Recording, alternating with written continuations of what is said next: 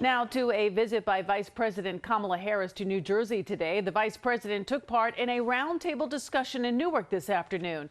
It focused on the city's successful project to replace nearly 24,000 water pipes lined with lead.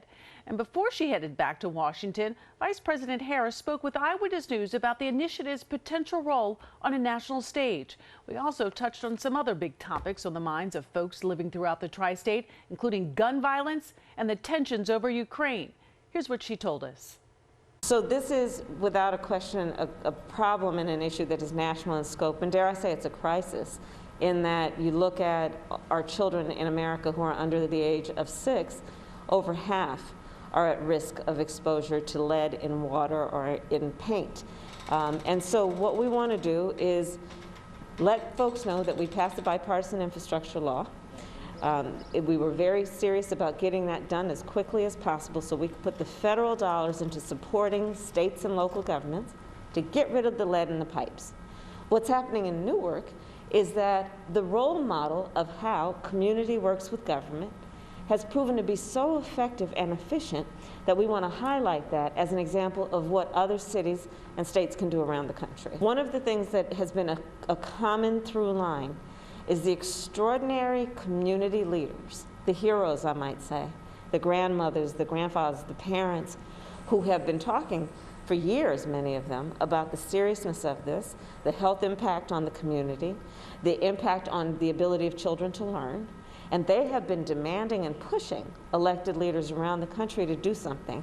Here in Newark, you have a mayor who took this very seriously, together with the governor at the state level who took it seriously, and with the community leaders, really in many ways, leading the way, they got it done. I have to believe that elected leaders understand how serious this issue is.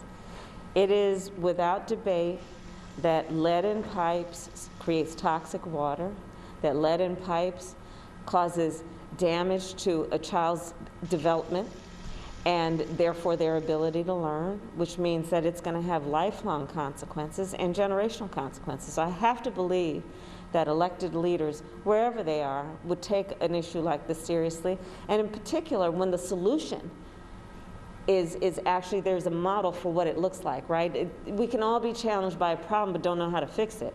Well, Newark is an example of how to fix it.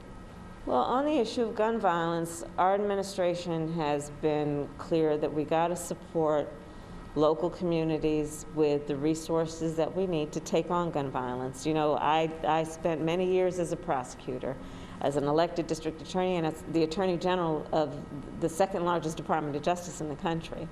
And we have to take seriously the lethality and the harm to community of gun violence, both in terms of the trauma it creates for the whole community, much less what it does in terms of the abject destruction that it causes to communities. And so we are taking that seriously, and it's going to require us at the federal government level to work with local leaders to address it, both around what we can do for prevention, but what we also need to do around investigations and prosecution. Well, I take those crimes of trafficking, guns, drugs, or human beings very seriously.